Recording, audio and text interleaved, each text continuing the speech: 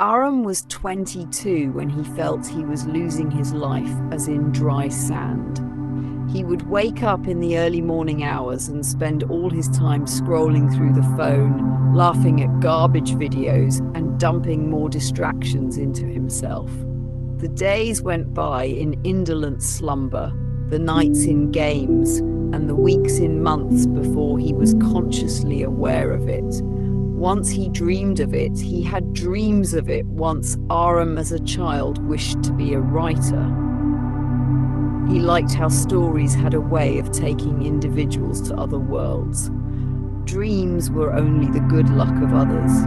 Life was just there to pass until the end of the age to ordinary people like him. One afternoon, his mother called to him. She sat down before his eyes and smiled feebly, putting an old box in front of him. "The diary of your grandfather," replied she. "You will accomplish something good with your words," he always thought. "Read it, Aram." Aram reluctantly opened the diary, the earliest page dated 1968. His grandfather had been a young man then, a fire-eater and idealist. The words came out at him. They need not be wasteful of enough time making excuses. When there is something you want to do it. This is because time never waits. Aram felt tight in the chest. His grandfather had been dead before he had been born, but these words here felt like it had been written to him. Page after page, the diary told me of hardship and failure and endurance. His grandfather was a failed business person thrice. He worked both day and night until he was able to establish a small school to accommodate poor children in the village. He did not lead a life of luxury, but a life worth living. Aram shut the diary in trembling hands.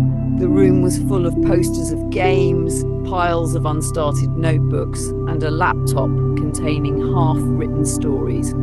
It was the first time for years that he looked around his room. The whole time, he was talented, though instead of hard work, he opted to be comfortable. He could not sleep that night. The only thing that was on his mind was rent. What if the whole my life will be like that? The following morning, he decided. He erased games, cut his social media, and got back his pen. It was not very easy at the beginning. His thoughts hungered to be diverted. He was uneasy. He was perturbed. He forced himself. He got into the habit of writing one page every day. Several weeks later, he could write a short story. He had tried to show it to his mother, but he was nervous and uncertain.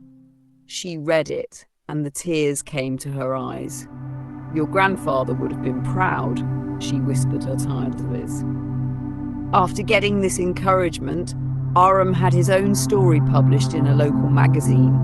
To his surprise, they published it. The day he saw his name in print, something inside of him lit up. It was not popularity, not wealth, it was meaning. Life could not be lived in a state of idle indulgence. It was the purpose to live it. He started to get up early, write, work in one of the same village schools in which his grandfather had constructed one. To the children, he made them dreams to grow bigger than their actions. He told them tales of valor and hope, and made them dream of someday being larger than their lives. Years passed. Thanks to writing, Aram became a renowned writer, but what is more important was that he became a man with a purpose. And once at the end of an evening speech before a congregation of youthful students, he produced his grandfather book and said, "Do not waste your life searching perfect time. There is no ideal time. Wasted days cannot be got back. Ye know. Go after your dream. Make use of a talent. When you can love people, love them before it is too late. Life is a precious gift. Don't squander it away." Applause went up in the hall, but Aram looked with humility in the eyes. He was not special, but he had just chosen to quit wasting his life. That ruling is what gave all the difference.